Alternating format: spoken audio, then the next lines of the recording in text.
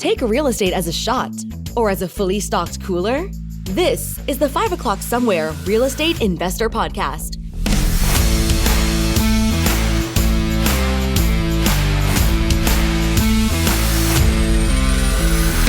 We're bringing common sense back to real estate investment. So crack open your beverage of choice, sit back and relax, and allow us to learn you a thing or two.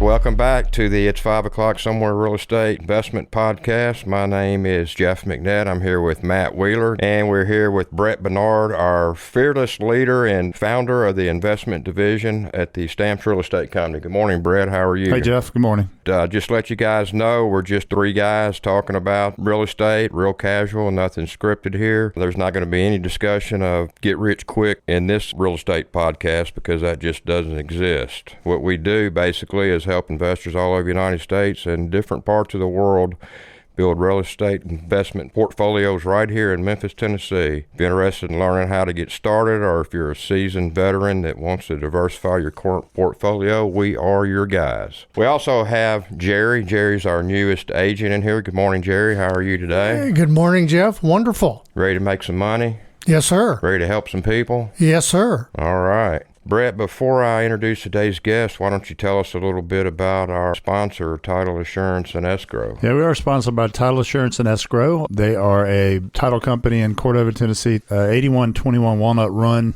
Cordova 38018-901-737-3332.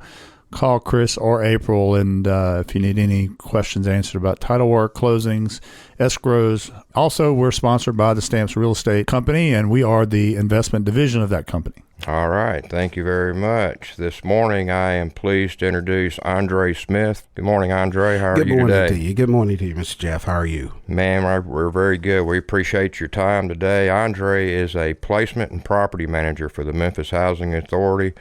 Andre, before I start bombarding you with too many questions, why don't you tell us a little about yourself, the role you facilitate, and some of the great things that you guys are doing down at the Memphis Housing Authority? Just for correction, I don't work for the Memphis Housing Authority, but I know a little bit about the process to find a Section 8 tenant. You're actually TNT Property Management. TNT Correct. Property Enterprises. So about 13 years ago, I started a property management company along with a rehab company, landscape company, in order to place tenants in affordable housing.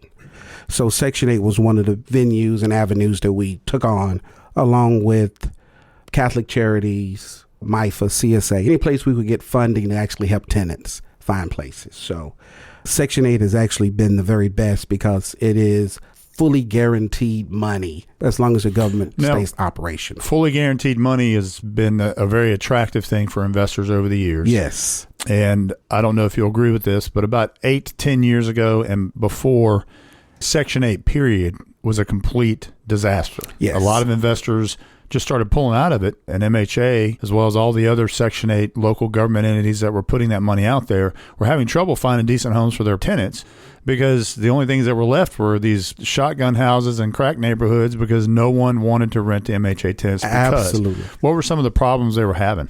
Well, a lot of time investors don't understand, especially out-of-town investors. They just see properties at a great price, but you really have to check the neighborhood out.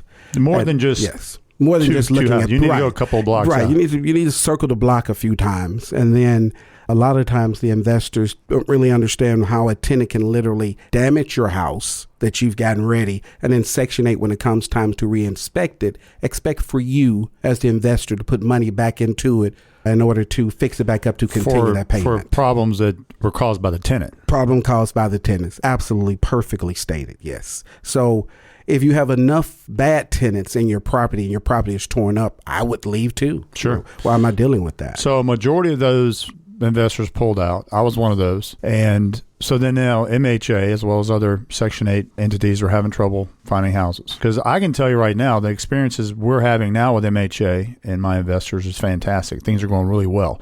What changed and when did that change? Okay, Brett. So we know that life is a cycle, right? So as they begin to move different investors out, you really go back and you take a look at your design and you say, well, this isn't working, so let's be more owner friendly as opposed There's to a novel idea. as opposed to tenant friendly, because Section 8 is not in the business of displacing tenants. Correct. It's in the business of placing tenants. So they came up with guidelines that if a tenant destroys your house, you can literally take them to court.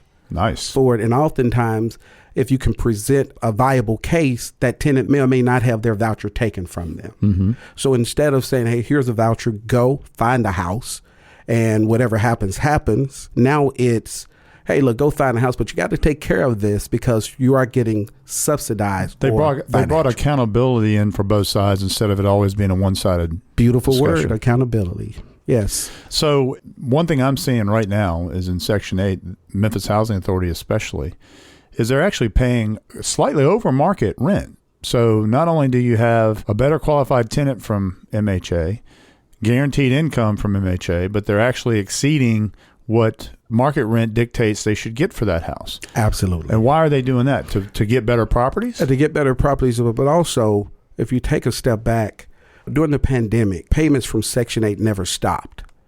So a lot of investors who had non-Section 8 tenants, their payments stopped during the pandemic, right? So even though there was a moratorium, absolutely, the Section 8 still continued to pay the rent. Every month they paid consistently on time. So for those investors who only had Section 8 tenants, they may not have gotten their subsidized portion from the tenant, but the main portion from Section 8 they got, which was a beautiful thing. Right. Cash flow. Whereas other investors, moratorium on evictions, you can't do anything to them. They can sit in your house for as long as they want until it was lifted. Mm-hmm. And that lost a lot of investors' money. Well, I guess you don't have to worry about evictions because the MHA is paying the money. Absolutely right. But for those who didn't have Section 8 tenants, that was a huge thing around the country. So you didn't have to worry about it. One of my investors has a 32 complex apartment, and we didn't have one tenant, because most of those tenants are veterans or subsidized. Mm-hmm. So every month, no issues. It's hard to look at people that owe you money in your apartment complex as they drive by with new things. Right. So for many investors, that Section 8 was absolutely a godsend because they didn't have to worry about it being affected by the pandemic. Right. I will say that one of the questions that I get a lot from investors when I bring up Section 8, you could hear their hair stand up on the other end of the phone when you bring it up because they've all had experiences with Section 8. And it was the fact that the quality of the tenant was so bad. Literally, these guys were just, getting out a 7-year stint in prison, getting an MHA voucher, and then moving into your house. Next thing you know, you got a drug house. What's MHA doing, or if you know, to better screen these tenants? I know they don't have perfect credit. Right. I've got Section 8 mother in one of the houses, and she's got 2 kids, works 2 jobs. Right. Just doesn't make enough money to make ends meet. Great lady, takes great care of the house. What are they doing to screen these tenants? So I don't think that Section 8 is in the business of screening people that apply. It is actually up to the investor, the property management company, the person who's actually going to be renting the house to do their due diligence. Right. Gotcha. Because somebody brings you a $2,000 voucher, that's fantastic, but you have to go a little bit deeper and not really just chasing the voucher. So they're not in the business of screening. That's where professionals come in at. Okay. Is that something you do? Absolutely. So absolutely right. What's the screening process? So it is simple. So when someone gives you a voucher, you also get their ID, and you can go and take a look at their house and see where they're living. See if the yard is cut. See if a lot of people are hanging out. See if you see anything that would cause you to be like, well, no, wait a minute. Now, this property is torn up. Over here, all they're going to do is do the same thing. They're going to just transition from that property to my property. Talk to the landlord, their current landlord. You can find out information. You don't want to offend anybody. Right. Check, you can check their rental history. You can do a background check. All that information is there on the internet for you to do. So skip the voucher and think about it as if you're going to be letting someone rent your house without a voucher. Just a straight and pay just treat it like that. The voucher is the plus. Yeah. Well, and unfortunately, a lot of the people who use Section 8 get lumped in with that very small percentage of bad people. So far, the investors that are using Section 8 that I have are having good success with it. The only drawback, and I'll tell you what the drawback is. What's the drawback? Once you submit the paperwork, yes, then you got 30, maybe 45 days before MHA inspects. Yes. And they won't let the tenant move in until they inspect. Absolutely. Or if they inspect and there are issues that need to be repaired, that has to be done for them to come back and reinspect. So there's a much longer than a standard pay rent. But absolutely. I told my last investor that it's like going up a mountain. right? It's kind of a pain in the ass going up that mountain, but as soon as you get to the top, man, it's coaster all the way down as long as that tenant's there. So if you can get through that first part of it, that's something you help the investor do. Right, and that's a good point, Brett. What a lot of investors want is an immediate return when somebody moves into their property.